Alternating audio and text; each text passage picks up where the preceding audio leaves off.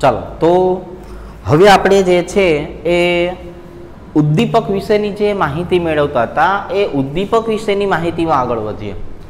ગઈકાલ સુધીમાં આપણે જે છે એ ઉદ્દીપક કોને કહેવાય એ શીખા, ઉદ્દીપકની ક્રિયાવિધિ જે છે એ કોને કહેવાય એ શીખાતા. હવે આપણે ઉદ્દીપકના દ્વારા થતી પ્રક્રિયા, ઉદ્દીપન પ્રક્રિયા વિશેની માહિતી મેળવતા શીખાતા. અને ત્યાર પછી જે છે એ હવે વાત કરવાની છે ઉદ્દીપકની સક્રિયતા અને ઉદ્દીપકની વર્ણનાત્મકતા. જો હવે આજે બે સંકલ્પના જે ઉદ્દીપક સાથે સંકળાયેલી છે એનો જો આપણે મતલબ કાઢવા જઈએ તો આવી રીતના સમજાશે કે ઉદ્દીપકની સક્રિયતા જે છે એની વાત કરીએ તો એનો મતલબ થવાનો છે એક્ટિવિટી. આપણે જે છે એ જો વાત કરવા જઈએ તો આને કેટલો ઉદ્દીપક સક્રિય છે, એક્ટિવ છે એની વાત કરવામાં આવે છે.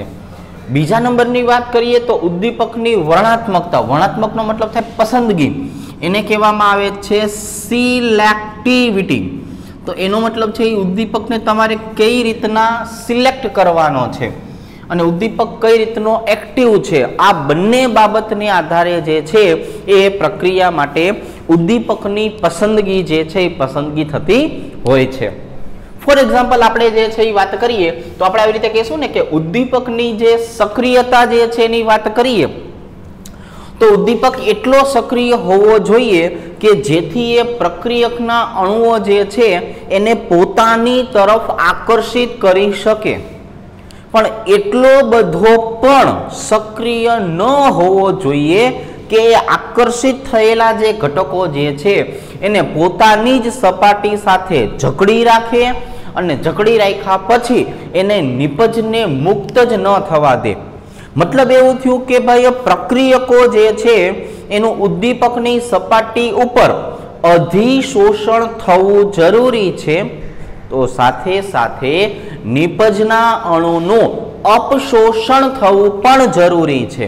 જો આ બે વસ્તુ થતી હશે કે નહીં તો જ આગળ ને આગળ પ્રક્રિયા જે છે થવાની છે. નકર શું થશે કે જે પહેલા આવ્યા એ ઘટકો પ્રક્રિયા આપશે અને અહીંયા રહેશે, બીજા કોઈ અણુ જે છે એને મોકો મળવાનો નથી. તો અહીંયા આપણે જે છે એ વાત કરવી હોય તો શું કહેવાય, તો કે આપણે એવું કહેવાય કે ઉદ્દીપકની સક્રિયતાનો મતલબ એવો થયો કે ઉદ્દીપક એટલો સક્રિય હોવો જોઈએ કે પ્રક્રિયકોનું અધિશોષણ થઈ શકે. જો આપણે જે છે શબ્દ શું વાપરેલો છે, ઉદ્દીપક એટલો સક્રિય તો હોવો જ જોઈએ કે જેને કારણે જે છે એ પ્રક્રિયકોનું અધિશોષણ થઈ શકે, પરંતુ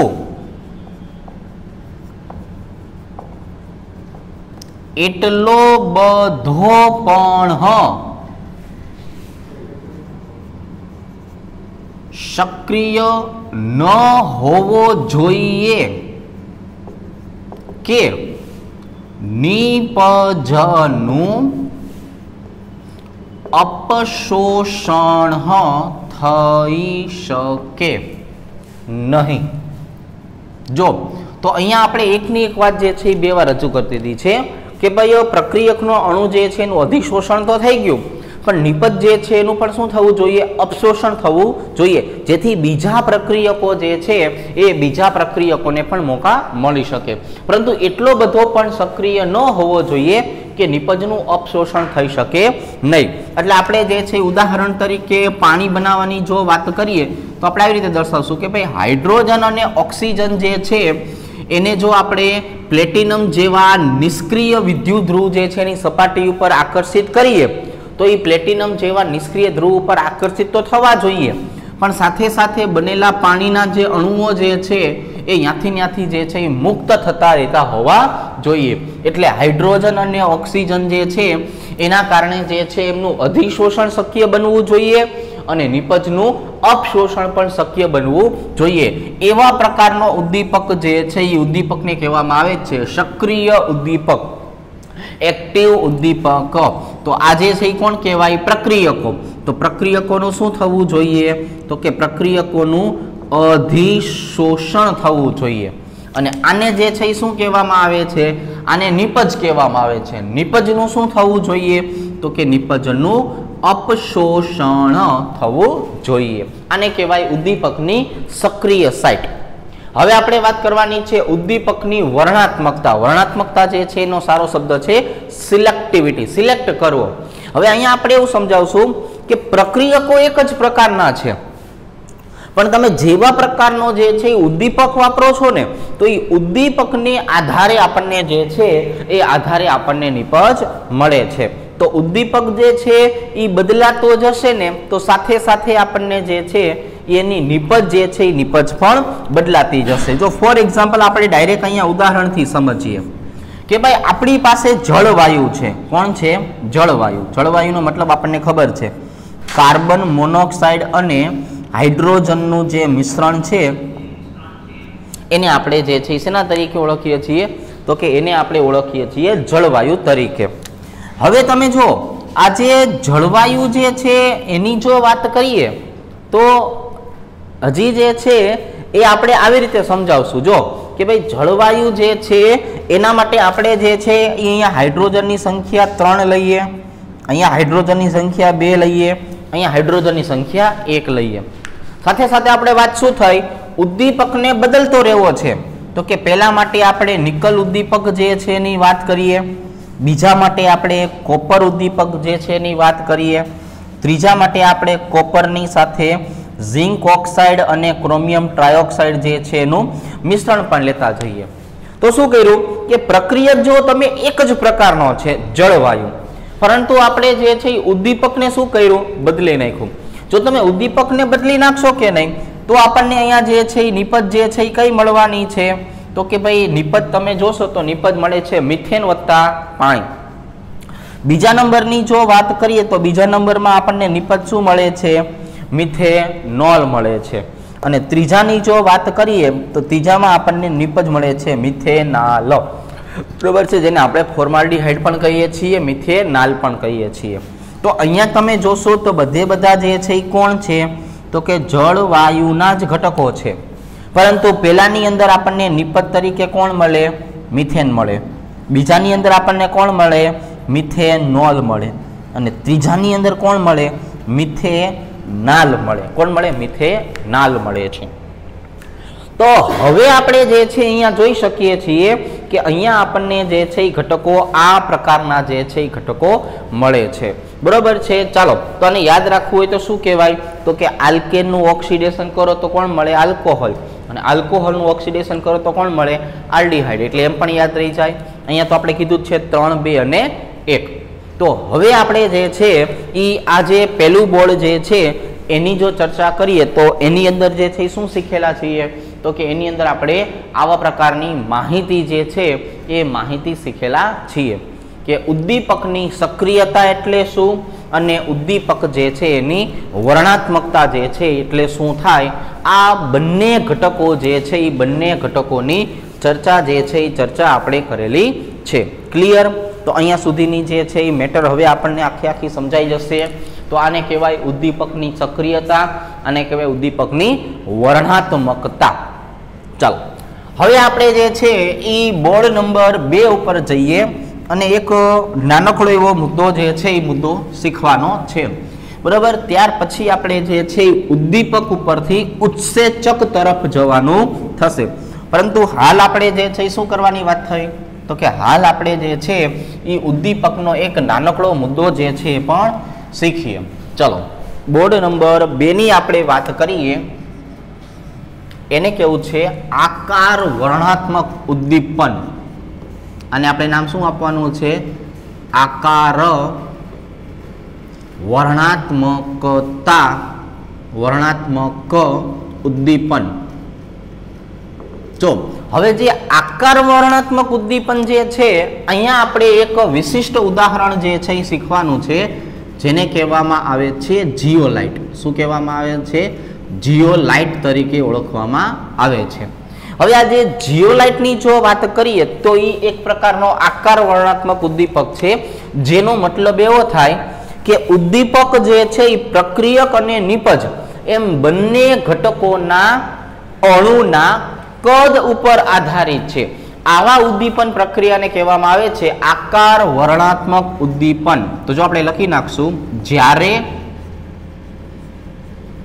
ઉદ્દીપન પ્રક્રિયા જે છે એ પ્રક્રિયાનો આધાર પ્રક્રિયક તથા નિપજના કદ પર આધારિત હોય છે, એને કહેવામાં આવે છે આકાર વર્ણનાત્મક ઉદ્દીપન. મતલબ કે એને કોના ઉપર આધાર રાખ્યો છે? તો કે એને આકાર ઉપર આધાર રાખેલો છે. હવે આપણે આની જો વાત કરીએ તો આના માટે આપણે વાત કરવાની છે એલ્યુમિનોસિલિકેટ ઘટકની, જેનો સીધો મતલબ થાય છે આ આપણે જીઓલાઇટ જે છે એ જીઓલાઇટની વાત કરીએ છીએ. તો જે એલ્યુમિનોસિલિકેટ જે છે એ જીઓલાઇટનો અર્થ એવો થાય કે આપણી પાસે જે સિલિકેટ બંધારણ હોય છે એના અમુક સિલિકોનનું વિસ્થાપન જે છે એ કોણ કરે છે? તો કે ભાઈ એલ્યુમિનિયમ કરે છે. એટલે આપણે એને જો નીચે દર્શાવવું હોય તો આવી રીતે દર્શાવી શકાય કે ભાઈ સિલિકેટ સંયોજન વત્તા તમે એલ્યુમિનિયમનો ઉમેરો કરો તો અહીંયા જે છે એ શું થશે? સિલિકોનની બદલે જે છે અમુક જગ્યાએ એલ્યુમિનિયમ એનું વિસ્થાપન કરે છે, અને એટલે આપણને મળે છે એલ્યુમિનોસિલિકેટ સંયોજન. અને એટલે આપણને શું મળે છે? એલ્યુમિનોસિલિકેટ સંયોજન મળે છે. હવે જે બંધારણની દ્રષ્ટિએ વાત કરીએ તો એ મધપુડા જેવું બંધારણ ધરાવે છે. જો આપણે એના બંધારણની વાત કરીએ તો કેવું બંધારણ ધરાવે? મધપુડા જેવું. એક ઉદાહરણ લઈએ કે ભાઈ સિલિકોન જે છે એ અને ઓક્સિજનથી બનેલા જે ઘટકો છે એમાં અમુક સિલિકોન, અહીંયા જો પહેલા સિલિકોન હતું એનું વિસ્થાપન કરીને કોણ આવ્યો? એલ્યુમિનિયમ આવે છે.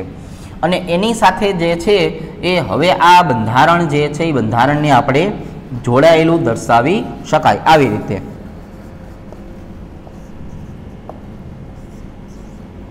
આવી રીતે તો આ ત્રિપરિમાણ જે છે એવા બંધારણ આવેલું હોય છે, એમાં અમુક સિલિકોનની બદલે અમુક ઓક્સિજનના પરમાણુ જે છે એનું બંધારણ બનેલું હોય છે, જે પોતે એક મધપુડા જેવું બંધારણ જે છે એ ધરાવતું હોય છે. આ મધપુડા જેવા બંધારણની જો વાત કરીએ તો એમની અંદર આ જે છિદ્ર રચના જે છે એની જો વાત કરીએ તો છિદ્ર રચનાનું માપ જે છે એ કેટલું જોવા મળે છે? તો કે 260 થી લઈને 720 પાઇકોમીટર જેટલું જોવા મળે છે. તો આનો મતલબ એવો થયો કે પ્રક્રિયક અથવા નિપજ નું કદ જે છે એ આ બંને રેન્જની વચ્ચેનું હોવું જોઈએ, તો જ એ સરળતાથી પ્રક્રિયા જે છે એ અનુભવી શકે છે. 720 કરતાં તો વધી જશે તો ના તો પ્રક્રિયક અંદર જઈ શકશે કે ના તો નિપજ બહાર આવી શકશે. તો એનો મતલબ જે છે એ શું થઈ ગયો? તો કે 260 થી લઈને 720 સુધીનું માપ જે છે એની વચ્ચેના જો પ્રક્રિયક કે નિપજના અણુ હશે તો સરળતાથી જે છે એ પ્રક્રિયા જે છે એ પ્રક્રિયા આપી શકે છે. તો હવે અહીંયા જે છે એ પ્રક્રિયક અને નિપજ બંનેના કદનો આધાર હતો, એટલે આને કહેવામાં આવે છે આકાર વર્ણનાત્મક ઉદ્દીપક. હવે આના જે છે એ ઉપયોગની જો વાત કરીએ તો ઉપયોગ જે છે એ બહુ વિશિષ્ટ પ્રકારનો છે. ખાસ કરીને આપણે એનો ઉપયોગ એમસીક્યુ માટે યાદ રાખવાનો થશે. આની જો આપણે વાત કરીએ તો આ જે છે એનો ઉપયોગ શેના માટે યાદ રાખવાનો થાય? તો કે એમસીક્યુ જે છે એ એમસીક્યુ માટે યાદ રાખવાનો થશે. આનો ઉપયોગ જે છે એમાં ખાસ કરીને આવશે ZSM5. એ આનું વિશિષ્ટ ઉદાહરણ છે. આપણે જો આપની ચર્ચા કરીએ તો અહીંયા જે છે શું આવશે? ZSM5 જે છે એનું એક સરસ મજાનું વિશિષ્ટ ઉદાહરણ જે છે એ થવાનું છે. ZSM5 ની જો વાત કરીએ તેનું કામ શું છે? તો કે જેને આપણે આલ્કોહોલ કહીએ છીએ, એ આલ્કોહોલ જે છે એ ZSM5 ની હાજરીમાં નિર્જલીકરણની પ્રક્રિયા અનુભવે છે. કઈ પ્રક્રિયા અનુભવે છે? નિર્જલીકરણની પ્રક્રિયા અનુભવે છે. અને એનું રૂપાંતરણ જે છે એ હાઇડ્રોકાર્બનમાં કરે છે. જે હાઇડ્રોકાર્બન જે છે એ પેટ્રોલ પ્રકારના હોય છે, ને પેટ્રોલનું વિશિષ્ટ નામ છે ગેસોલિન, બરોબર છે. તો આપણે જે છે એ વાંચવાનું આવશે ત્યારે આપણે આવું વાંચશું કે આલ્કોહોલ જે છે એ ZSM5ની હાજરીમાં જે છે એ ગેસોલિનમાં રૂપાંતર પામે છે. શેમાં રૂપાંતર પામે છે? ગેસોલિનમાં રૂપાંતર પામે છે. ગેસોલિન એટલે કોણ થાય? પેટ્રોલ. પેટ્રોલ એટલે કોણ થાય? હાઇડ્રોકાર્બન. તો હવે આપણી પાસે જે છે એ આખું જે છે એ જીઓલાઇટ વિશેની માહિતી જે છે એ તૈયાર થઈ ગઈ છે. ઉડતી નજર નાખી દઈએ કે ઉદ્દીપન પ્રક્રિયાનો આધાર પ્રક્રિયક અને નિપજ બંનેના કદ ઉપર હોય. એલ્યુમિનોસિલિકેટ જીઓલાઇટ તરીકે ઓળખશું. સિલિકેટ સંયોજન જે છે સિલિકોન અને ઓક્સિજનથી બનેલા ઘટકો એલ્યુમિનિયમનો ઉમેરો કરો એટલે સિલિકોનનું વિસ્થાપન એલ્યુમિનિયમ કરે એટલે બનવાનું છે એલ્યુમિનોસિલિકેટ. મધપુડા જેવું બંધારણ ધરાવે છે. છિદ્ર રચનાનું કદ 260 થી 720 પાઇકોમીટર જેટલું જોવા મળે છે. ઉપયોગની વાત કરીએ તો MCQમાં પૂછી શકાય છે. ZSM5 એનું વિશિષ્ટ ઉદાહરણ છે જે આલ્કોહોલનું નિર્જલીકરણ કરીને હાઇડ્રોકાર્બન એટલે કે પેટ્રોલ એટલે કે ગેસોલિનમાં રૂપાંતરણ કરે છે, બરોબર છે. ચાલો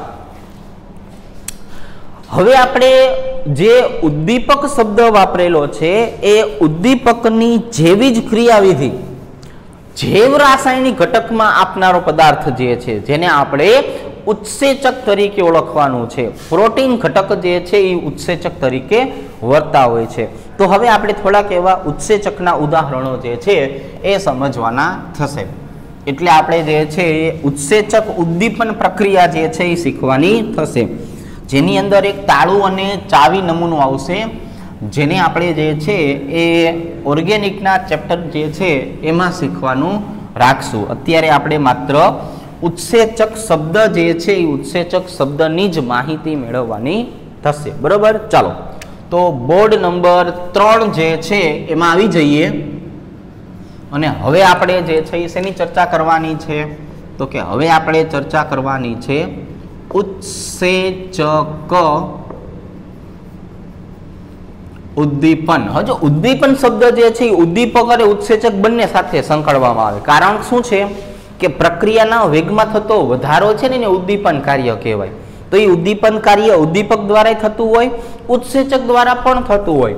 બેનો તફાવત શું છે એ હું તમને પહેલા કહી દઉં કે જો કોઈ પણ રાસાયણિક પ્રક્રિયા જે છે એ રાસાયણિક પ્રક્રિયાનો વેગ વધારે, જો આપણે જોવા જઈએ તો રાસાયણિક પ્રક્રિયાનો વેગ વધારે છે કે નહીં, તો એ રાસાયણિક પ્રક્રિયાનો વેગ વધારે તો એને આપણે ઉદ્દીપક તરીકે ઓળખાવી શકાય. તેના તરીકે ઓળખાવી શકાય? ઉદ્દીપક તરીકે. અને એવી જ રીતે જો જૈવ રાસાયણિક પ્રક્રિયા જે છે એ પ્રક્રિયાનો વેગ વધારે તો આપણે એને ઉદ્દીપન તરીકે ઉત્સેચક જે છે એ ઉત્સેચક તરીકે દર્શાવી શકાય. મતલબ કે ભાઈ રાસાયણિક પ્રક્રિયા હોય કે પછી જૈવ રાસાયણિક પ્રક્રિયા હોય, મૂળ વસ્તુ આમની જે છે એ શું છે? આ બંનેનું કામ શું છે? તો કે પહેલું કાર્ય છે સક્રિયકરણ ઉર્જા ઘટાડવી. બીજા નંબરનું આમનું કાર્ય શું છે? તો કે પ્રક્રિયા થવા માટેનો ઉર્જા અવરોધ ઘટાડવો. અને ત્રીજા નંબરનું જે છે એ ત્રીજા નંબરનું કાર્ય જે છે એ શું છે આમનું? તો કે ત્રીજા નંબરનું કાર્ય છે પ્રક્રિયાનો વેગ વધારવો. અને ત્રીજા નંબરનું કાર્ય છે કે આમના દ્વારા પ્રક્રિયા જે છે એ પ્રક્રિયાનો વેગ જે છે એ વેગ આપણે વધારી શકાય છે. તો હવે દરેક વસ્તુ જે છે એ ક્લિયર થઈ ગઈ છે કે ઉદ્દીપક શબ્દ વાપરીએ કે ઉત્સેચક શબ્દ વાપરીએ, બધાનું જે છે એ કાર્ય આ જ પ્રકારનું હશે. જૈવ રાસાયણિક પ્રક્રિયા હોય તો તમારે શબ્દ કયો વાપરવાનો છે? તો શબ્દ વાપરવાનો છે ઉત્સેચક. હવે ઉત્સેચક જે આપણે વાપરવાના છે કે નહીં એના ઉપયોગો થોડીક વારમાં લેશું, પણ એનું એક નામકરણ કરવામાં આવે છે. એ પણ અગત્યની વસ્તુ છે, એટલે આપણે એને અલગ જ ટોપિક તરીકે લઈ લઈએ. ઉત્સેચક જે છે એ ઉત્સેચકનું નામકરણ. હવે જો ઉત્સેચક જે છે એનું નામકરણ જે છે એની વાત કરીએ તો એમાં એક સરસ મજાનો પ્રત્યય લગાડવામાં આવે છે. શું લગાડવામાં આવે છે? પ્રત્યય, જેને આપણે એઝ તરીકે ઓળખીએ છીએ. શું તરીકે ઓળખીએ છીએ? એઝ તરીકે. તો હવે આપણે આ જે છે એની જો વાત કરીએ તો નામકરણ જે છે એ બે રીતે થશે. કેટલી રીતે થશે? બે રીતે થશે. એક જે છે એ પ્રક્રિયા આધારિત હશે અને બીજું જે છે એ પ્રક્રિયક આધારિત થશે. કે ઉત્સેચક તમે જે છે એ પ્રક્રિયા માટે વાપરો તો એનું નામકરણ આ રીતે થતું હોય, અને એ જ ઉત્સેચક જે છે બીજો ઉત્સેચક જે છે જે પ્રક્રિયકને આધારે કરતું હોય તો એનું નામ જે છે એ પણ અલગ રીતે થશે. તો નામકરણનો જે છે એ મુખ્ય વસ્તુ પ્રત્યય કયું લગાડવાનું છે? એઝ લગાડવાનું છે. પ્રક્રિયાની જો વાત કરીએ તો પ્રક્રિયા જે છે ફોર એક્ઝામ્પલ આપણે લખીએ હાઇડ્રોલિસિસ પ્રક્રિયા, જેને આપણે ગુજરાતીમાં જળ વિભાજન પ્રક્રિયા કહીએ છીએ. તો હાઇડ્રોલિસિસની પ્રક્રિયા છે એટલે આના માટેના ઉત્સેચકને કહેવામાં આવે છે હાઇડ્રેલેઝ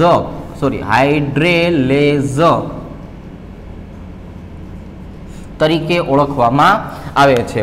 આવી જ રીતે આપણે જે છે એ જો કોઈ પણ ઓક્સિડેશન પ્રક્રિયા જે છે એની વાત કરતા હોય કે ભાઈ આના દ્વારા પ્રક્રિયા ઓક્સિડેશનની થાય છે, તો એવા પ્રકારના ઉત્સેચક જે છે એને કહેવામાં આવે છે ઓક્સિડેઝ. બરોબર છે? તો એનો મતલબ એવો થયો કે હાઇડ્રોલિસિસની પ્રક્રિયામાં વપરાતો ઉત્સેચક હોય તો એને આપણે હાઇડ્રેલેઝ તરીકે ઓળખાવશું. ઓક્સિડેશન પ્રક્રિયામાં વપરાતો ઉત્સેચક હોય તો એને આપણે ઓક્સિડેઝ તરીકે ઓળખાવાનો છે. સેમ વસ્તુ તમે પ્રક્રિયક માટે જોવો. સેમ વસ્તુ જે છે એને શેના તરીકે ગણો? પ્રક્રિયક માટે ગણો. તો પ્રક્રિયકની જો વાત કરીએ તો યુરિયાના જળ વિભાજન જે છે એની જો તમે ચર્ચા કરતા હોય તો એટલા માટે યુરિયાની સાથે સંકળાયેલો ઉત્સેચક જે છે એને યુરેઝ કહેવામાં આવે છે. એવી જ રીતે આપણે જે છે એ સેલ્યુલોઝના પાચનની વાત કરો. બરોબર? કોઈ પણ પ્રાણી જે છે એ જે વનસ્પતિ ખાતું હોય, બરોબર છે, ઘાસ જે છે જેનો ખોરાક તરીકે ઉપયોગ કરતું હોય તો આપણને ખબર છે એમાં સેલ્યુલોઝ આવેલો છે. તો એ સેલ્યુલોઝનું પાચન કરવા માટે કુદરતી રીતે એમના શરીરની અંદર જે છે એ સેલ્યુલેઝ નામના ઉત્સેચક પ્રોટીન જે છે એ હાજર હોય છે કુદરતી રીતે, જેના કારણે જે છે એ ઘાસ જે છે એ ઘાસને પચાવી શકે છે. એવી જ રીતે આપણે માલ્ટોઝ જે છે એ માલ્ટોઝનું જો જળ વિભાજન કરવાનું હોય, માલ્ટોઝનું જળ વિભાજન, તો એની સાથે સંકળાયેલો જે ઉત્સેચક છે એને માલ્ટેઝ કહેવામાં આવે છે. શું કહેવામાં આવે છે? માલ્ટેઝ તરીકે ઓળખવામાં આવે છે. તો અહીંયા જે મેં ચર્ચા કરાવરાઈ તમારી સાથે એ શેની થઈ? આપણે પ્રક્રિયકની. અહીંયા જે ચર્ચા કરી શું થઈ?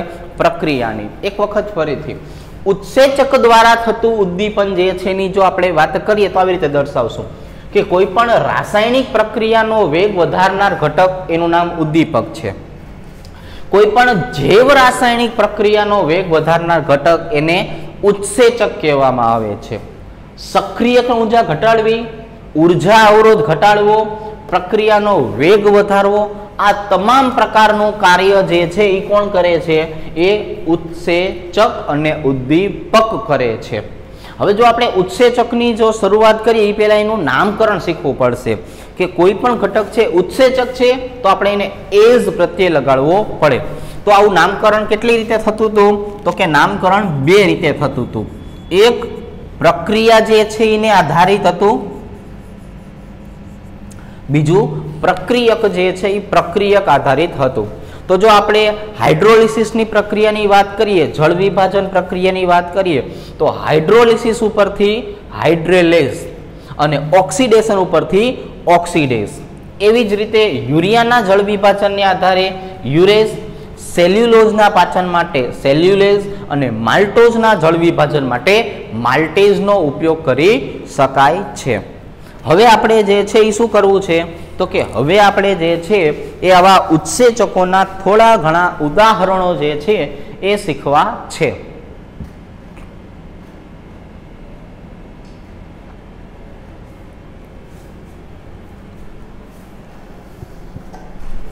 જો તો હવે આપણે જે છે એ બોર્ડ નંબર 4 છેલ્લા બોર્ડની વાત કરીએ. અહીંયા આપણે જે છે એ ઉત્સેચક દ્વારા થતી પ્રક્રિયા જે છે એના ઉદાહરણો જે છે એ ઉદાહરણો શીખવાના થશે. બરોબર છે. પછી આપણે આવતીકાલથી એક નવો જ ટોપિક જે છે એ શીખવાનો થશે. બરોબર છે. આ ચેપ્ટરનો અગત્યનો ભાગ જેને આપણે કહેતા હોઈએ છીએ, અગત્યનો ભાગ જે છે એ આપણે આવતીકાલથી શરૂ કરવાનો થશે, જેને આપણે કલીલ શબ્દ વડે દર્શાવવાનો થશે. શેના વડે દર્શાવશું? કલીલ વડે. હવે આવતા રહ્યો આ બાજુ. ચાલો તો હવે આપણે જે છે અહીંયા થોડાક એવા ઉદાહરણ જે છે એ શીખીએ, જેને આપણે કેવું છે ઉત્સેચકના ઉદાહરણો. બરોબર છે કે ઉત્સેચક કઈ કઈ પ્રક્રિયામાં ભાગ લેતા હોય છે, જેના કારણે જે છે કોઈ પણ રાસાયણિક પ્રક્રિયા જે છે એને આપણે ઘણી બધી સહેલી બનાવી શકતા હોઈએ છીએ. સાંભળજો, પહેલું આપણે જે ઉદાહરણ જે છે એ શીખવું છે એને કેવું છે સુક્રોઝનો વ્યુત્ક્રમણ. શું કેવું છે આપણે આને? તો કે આને નામ આપવું છે સુક્રોઝનું વ્યુત્ક્રમણ. હવે જો સુક્રોઝના વ્યુત્ક્રમણની વાત કરીએ તો આને અંગ્રેજીમાં કહેવામાં આવે છે ઇન્વર્ઝન. આને શું કહેવામાં આવે છે? ઇન્વર્ઝન પ્રક્રિયા તરીકે દર્શાવવામાં આવે છે. અને એનો સાદો મતલબ થાય છે વિપરીતીકરણ. વિપરીતીકરણ. અને એનો સાવ સાદો મતલબ થાય ઉલટાઈ જવું. આનો બીજો મતલબ જે છે શું થાય? ઉલટાઈ જવું. જે હતું એના કરતા વિરુદ્ધની પ્રક્રિયા થઈ જવી. તો સુક્રોઝનું બંધારણ આપણને બધાને ખબર છે, C12H22O11, જેને આપણે જે છે શેના તરીકે ઓળખીએ છીએ? સુક્રોઝ તરીકે ઓળખીએ છીએ. ચાલો, સુક્રોઝ જે છે એમાં પાણીનો અણુ ઉમેરી દો. ઇન્વર્ઝન પ્રક્રિયા જે છે ને, સાંભળજો, ઇન્વર્ઝન પ્રક્રિયા, એટલા માટે અહીંયા ઉત્સેચક વાપરવાનો છે ઇન્વર્ટેઝ. કયો વાપરવાનો છે? ઇન્વર્ટેઝ. સુક્રોઝ જે છે એનું જળ વિભાજન કરવાથી બે સરસ મજાની નિપજ મળશે, C6H12O6 પ્લસ C6H12O6, જેમાં પેલો ભાઈબંધ જે છે એનું નામ છે ફ્રુક્ટોઝ અને બીજો ભાઈબંધ છે એનું નામ છે ગ્લુકોઝ. હવે સાંભળજો, તો અહીંયા ઇન્વર્ઝનનો મતલબ શું થાય એ સમજાવું. સુક્રોઝ જે છે એટલે કે ખાંડ જે છે એ ખાંડનું દ્રાવણ તમે લેશો અને ખાંડના દ્રાવણ જે છે એને પોલારીમીટરમાં નાખશો ને, તો એ આપણને જે છે એ પોઝિટિવ ડેક્સ્ટ્રો પ્રકારનું કોણાવર્તન દર્શાવે છે. કેવા પ્રકારનું કોણાવર્તન દર્શાવે છે? પોઝિટિવ અને ડેક્સ્ટ્રો પ્રકારનું જે છે એ કોણાવર્તન દર્શાવે છે. જ્યારે ગ્લુકોઝ અને ફ્રુક્ટોઝનું જે મિશ્રણ મળે છે, આ બંને મિશ્રણ જે છે એ મિશ્રણનું જો આપણે કોણાવર્તન જે છે એ માપવા જઈએ પોલારીમીટરની અંદર, તો એ આપણને કેવું મળે છે? નેગેટિવ એટલે કે લીવો પ્રકારનું મળે છે. તો અહીંયા જે છે એ જે આપણે શબ્દ વાપર્યો છે ને, વ્યુત્ક્રમણ, ઇન્વર્ઝન, વિપરીતીકરણ અને ઉલટાઈ જવું, એ આની સાથે સંકળાયેલો છે કે વાસ્તવમાં જે છે ખાંડનું દ્રાવણ પોતે કેવું હોય છે? તો કે પોઝિટિવ અથવા તો ડેક્સ્ટ્રો પ્રકારનું હોય છે. જ્યારે એની જે નિપજ મળે છે એ નિપજના દ્રાવણનું કોણાવર્તન તમે માપવા જાઓ તો એને નેગેટિવ અથવા તો લીવો જે છે એ લીવો તરીકે ઓળખાવવામાં આવે છે. બરોબર છે. ચાલો, આ એક ઉદાહરણ થયું. બીજા ઉદાહરણ જે છે એની જો વાત કરીએ તો એને જે છે એ કહેવામાં આવે છે ગ્લુકોઝ જે છે એ ગ્લુકોઝમાંથી આપણે કાર્બન ડાયોક્સાઇડ અને ઇથેનોલ બનાવવાની પ્રક્રિયા. ચાલો, તો જો આપણે ગ્લુકોઝની વાત કરીએ તો ગ્લુકોઝ એટલે શું થાય? તો કે C6H12O6. એની આપણે જે છે એ વિઘટન પ્રક્રિયા કરવાની છે ઝાયમેઝની હાજરીમાં. કોની હાજરીમાં કરવાની છે? ઝાયમેઝ ઉત્સેચકની હાજરીમાં. એટલે આપણને જે છે અહીંયાથી શું મળવાનું છે? તો કે CH3CH2OH વત્તા 2 અણુ જે છે એ કાર્બન ડાયોક્સાઇડ મળે છે. એટલે ગ્લુકોઝ જે છે એનું વિઘટન થાય, ગ્લુકોઝનું વિઘટન, કોહવાણ જેને આપણે કહીએ, કોહવાઈ જવાથી જે છે એ આપણને જે છે એ ઇથેનોલ પ્યોર ઇંગ્લિશ દારૂ જે છે એ બનાવે છે. બરોબર છે. તો ગ્લુકોઝ શું આપે છે? ઇથેનોલ જે છે એ ઇથેનોલ આપણને આપે છે. આ એનું બીજા નંબરનું ઉદાહરણ થયું. આવી જ રીતે આપણે ત્રીજા નંબરના ઉદાહરણની વાત કરીએ તો અહીંયા આપણે લેવું છે યુરિયાનું જળ વિભાજન. અહીંયા આપણે શેની વાત કરવી છે? યુરિયાના જળ વિભાજનની વાત કરવી છે. યુરિયા એટલે શું થશે? NH2 C ડબલ બંધ O NH2. આવી રીતે કે ભાઈ NH2 CO NH2 જે છે એની જો વાત કરીએ અને એનું આપણે જે છે એ પાણીની હાજરીમાં જળ વિભાજન કરશે તો ઉત્સેચક જે છે એ કયો વપરાવાનો છે? તો કે ઉત્સેચક વપરાવાનો છે યુરેઝ નામનો. કયો વપરાવાનો છે? યુરેઝ નામનો. અને યુરેઝની હાજરીમાં જે છે એ આપણને 2 અણુ જે છે એ એમોનિયા મળે છે અને સાથે સાથે કાર્બન ડાયોક્સાઇડ જે છે એ છૂટો પડે છે. એટલે અહીંયા જે છે નિપજ કોણ મળવાની છે? એમોનિયા જે છે એ એમોનિયા નિપજ તરીકે છૂટું પડે. તો યુરિયા યુરેઝની હાજરીમાં જળ વિભાજન અનુભવે છે, એમોનિયા જે છે એમોનિયા નિપજ તરીકે મળે છે. હવે એવી જ રીતે આપણે જે છે એ સ્ટાર્ચની જો વાત કરીએ તો સ્ટાર્ચનું જળ વિભાજન જો કરવામાં આવે તો એમાંથી આપણને અસંખ્ય સ્વરૂપમાં જે છે એ ગ્લુકોઝ મળે છે. કારણ કે સ્ટાર્ચ જે છે એની જો આપણે વાત કરીએ તો સ્ટાર્ચ પોતે કોણ છે? તો કે સ્ટાર્ચ પોતે જે છે પોલિમર છે, જેને જૈવ પોલિમર કહેવામાં આવે છે. શું કહેવામાં આવે છે? જૈવ પોલિમર જે છે એના તરીકે ઓળખાવી શકાય. તો એ જે છે એ N જેટલા પાણીની હાજરીમાં જે છે એ પ્રક્રિયા આપે અને એના માટે વપરાતો ઉત્સેચક છે ડાયાસ્ટેજ. તો એ ડાયાસ્ટેજ ઉત્સેચકની હાજરીમાં જે છે એ N સંખ્યાના જે છે એ શું આપવાનો છે? તો કે C6H12O6 ગ્લુકોઝ જે છે એ ગ્લુકોઝ જે છે એ નિપજ આપે છે. મતલબ કે સ્ટાર્ચનું જો તમે જળ વિભાજન કરશો તો ડાયાસ્ટેજની હાજરીમાં આપણને અસંખ્ય સંખ્યામાં ગ્લુકોઝ જે છે એ ગ્લુકોઝ મળવાના છે. આવી જ રીતે આપણે માલ્ટોઝ જે છે એ માલ્ટોઝનું જળ વિભાજન સમજીએ તો આપણને જે છે એ માલ્ટોઝ પોતે ડાયમર પ્રકારનો ઘટક છે. એનો મતલબ જે છે અહીંયા શું લખી શકાય? C6H12O6 એનું જે છે એ જો આપણે જળ વિભાજન કરશું વત્તા H2O તો અહીંયા આપણે માલ્ટેઝ ઉત્સેચક વાપરવો પડશે. કયો વાપરવો પડશે? માલ્ટેઝ. અને 2 અણુ જે છે એ C6H12O6 ગ્લુકોઝ જે છે એ ગ્લુકોઝ આપણને નિપજ તરીકે જે છે નિપજ તરીકે મળે છે. બરોબર છે. તો હવે આપણે જે છે એ માલ્ટોઝ જે છે એના પછી 2 શબ્દ જે છે એ યાદ રાખવા માટેની વાત કરવાની થશે. બરોબર છે. એ જે છે એ હું વિશિષ્ટ રીતે જે છે એ અહીંયા તમને દર્શાવવાનો છું. આ શબ્દ MCQ માટે જે છે એ આપણા માટે અગત્યના થશે. શું થવાના છે? તો કે જો આપણે હોજરીની વાત કરીએ તો હોજરી જે છે એની અંદર પ્રોટીન જે છે એ પ્રોટીનનું પેપ્ટાઇડ જે છે પેપ્ટાઇડ એની અંદર રૂપાંતરણ જે છે એ કોણ કરવાનું છે? તો કે એના માટે આપણે પેપ્સિન ઉત્સેચક જે છે એની ચર્ચા કરશું. જ્યારે આપણે જે છે એ નાના આંતરડા જે છે એ નાના આંતરડાની વાત કરશું તો એની અંદર પ્રોટીન અથવા તો પેપ્ટાઇડ જે છે એનું રૂપાંતરણ શેમાં થવાનું છે? તો કે એમિનો એસિડ જે છે એ એમિનો એસિડમાં રૂપાંતર થાય છે. તો હોજરીમાં પ્રોટીનમાંથી પેપ્સિનની હાજરીમાં પેપ્ટાઇડ બને છે અને આંતરડામાં પ્રોટીનનું રૂપાંતરણ એમિનો એસિડ જે છે એ એમિનો એસિડમાં થાય છે. એના માટે આપણે જે છે એ લેવાનું છે પેનક્રિયાટિસ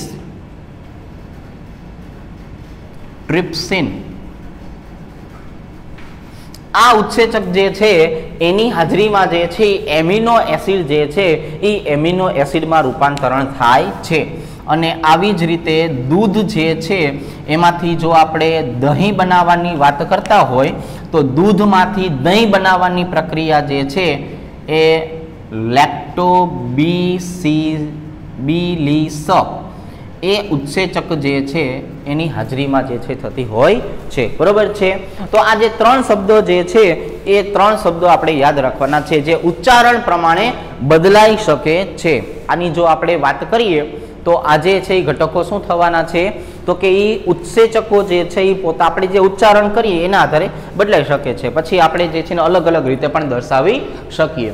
તો આજનો ઉત્સેચકના ઉદાહરણની જો ચર્ચા કરીએ તો આવી રીતે કે સુક્રોઝનું વિતક્રમણ કરવાની ઘટના જે છે એની અંદર ઇન્વર્ટેજ સમાયેલો છે, સુક્રોઝનું પોતાનું દ્રાવણ ડેક્સ્ટ્રો છે, એની નિપજનું દ્રાવણ લીવો તરીકે વર્તે છે, પોતે આખું ઉલટાઈ ગયું વિપરીત થઈ ગયું છે એટલે આપણે એને વિપરીતીકરણ તરીકે દર્શાવી શકાય છે।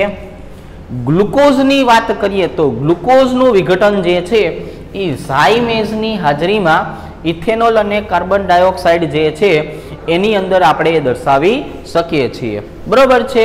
ચાલો યુરિયાના જળ વિભાજનની જો વાત કરીએ તો યુરિયાના જળ વિભાજનમાં યુરેઝની હાજરીમાં જે છે એ આપણને એમિનો એસિડ જે છે એમાં રૂપાંતરણ જે છે એ થયેલું જોવા મળે છે, બરોબર છે। એવી જ રીતે આપણે સ્ટાર્ચની વાત કરીએ તો સ્ટાર્ચ ડાયાસ્ટેજની હાજરીમાં જે છે એ આપણે જો ચર્ચા કરીએ તો જો માલ્ટોઝ જેનું સૂત્ર આપણે ખોટું લખી નાખ્યું હતું C12H22O11, બરોબર છે, નકરી ગ્લુકોઝ જેવું થઈ જાય, આમાંથી આપણને જે છે એ ગ્લુકોઝ જે છે એ ગ્લુકોઝ બને છે, બરોબર છે। અને બાકીના ત્રણ શબ્દ જે છે એ ત્રણ શબ્દ આપણે યાદ રાખવાના થશે, લો ખ્યાલ આવી જશે। તો આજે આપણે જે છે એ માત્ર દરેક વસ્તુ જે છે એ ઉત્સેચક સાથે સંકળાયેલી જે છે એ દર્શાવેલી છે। તો આજ માટે આપણે અહીંયા સુધીનું રાખીએ છીએ। આવતીકાલે જે છે એ હવે આપણે કલીલ જે છે એ કલીલથી શરૂઆત કરવાની થશે, બરોબર છે। તો આજ અહીંયા માટે રાખીએ છીએ।